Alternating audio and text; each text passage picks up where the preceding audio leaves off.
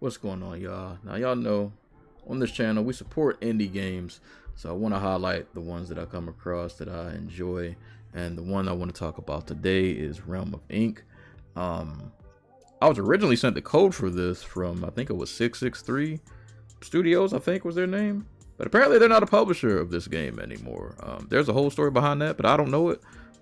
So shout outs to 4 Leap Studio, who are the developers, and 4 Divinity, who I think are the new publishers.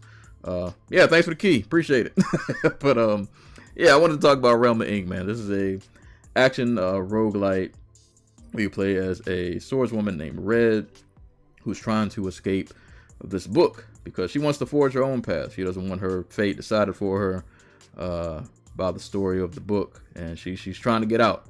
Now this is the early access version, so don't count this as like a full review. I just kind of wanted to put this game on people's radars, talk about it a little bit. But so you'll look at Realm of Ink and you'll probably think this is a Hades clone, and I'm definitely not gonna deny Hades influence is heavy here. It's definitely a kind of a mix of Hades and Warm Snow. Warm Snow is another dope roguelike you should play if you have not checked that one out. But I still think even with those influences, this game is familiar but different, and still stands out on its own because it still has some of its own kind of unique mechanics to it. And it has the basic things you would see in a roguelike. You got your your attack button, you got a heavy attack, you can dash, you got the different kind of upgrades you would expect. You got elixirs and different perks and different items you can buy to give you certain buffs and things like that. But the unique thing about Realm of Ink is the ink system and these ink gems that you find, and these affect the combat. So I wanted to get into that kind of as the main crux of this. So the ink gems are these elemental, I would say like elemental gems that give you these cool special attacks. You'll see it on the bottom left hand of the screen. You control them with left trigger and right trigger, and they operate on cooldowns.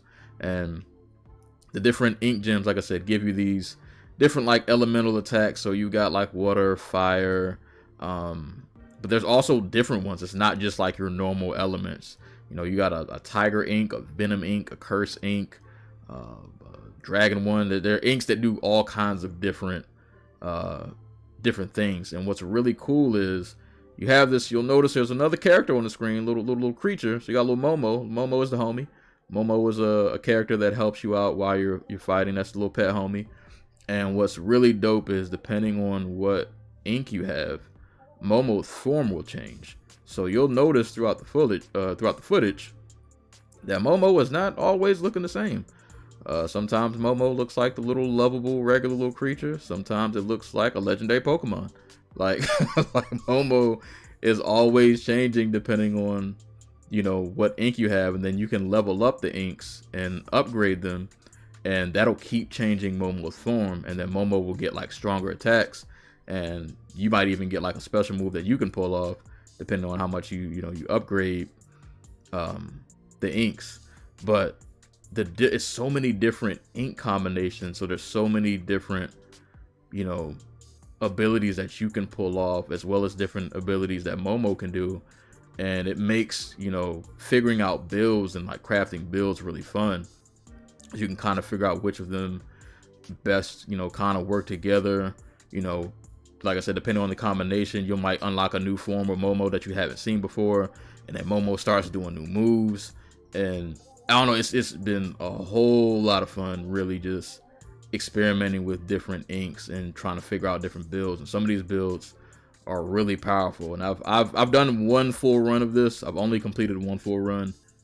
It didn't take me too long. I think I did it within my first 10 runs. I did a full run, and I've gotten to the point now where I've leveled up enough that I'm pretty strong. I can kind of tank. I can debo my way through the first couple of bosses. It's not till I get to like the latter half where I start getting some pushback and it gets a little more difficult. But the boss fights are pretty fun. I will say I think there's one boss in particular I feel like they definitely got some inspiration from Warm Snow from. But for the boss fights are for the most part are pretty fun. I love the last fight. I'm not gonna show it. I just want you to see it if you decide to play it. Love the last fight. It's hard. It's kind of annoying. but I really like the design of the last fight.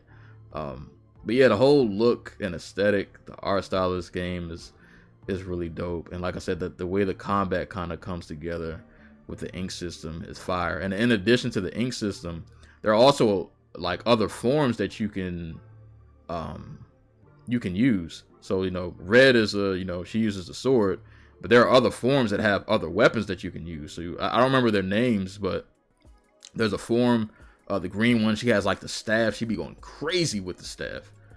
There's a form that has like these really quick daggers.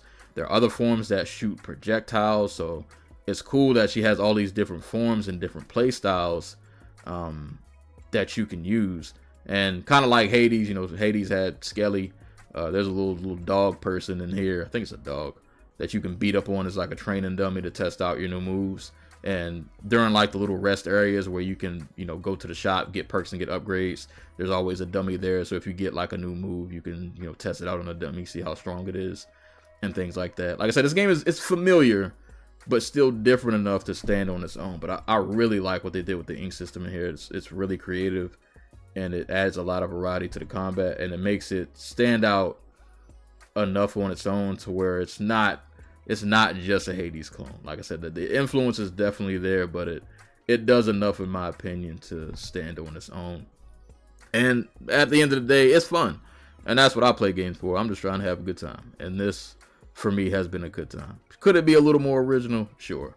But I still think it does enough to where it's not a one-to-one carbon copy. Because I think if it was a one-to-one carbon copy, I probably would feel away. But to me, this does enough aesthetic-wise and with the ink system-wise to kind of stand on its own.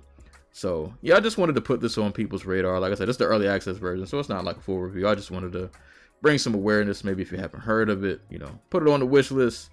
Check it out whenever it comes out. I don't know when the official release date is, but the early access does have a good amount of content. But if you want to wait until the full game comes out, that's fine.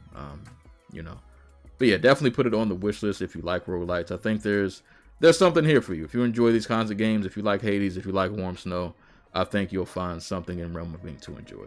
But that's all I got for today's video. My name is Serial Sensei. Y'all stay safe. Y'all stay hydrated. And I'll catch y'all on the next video.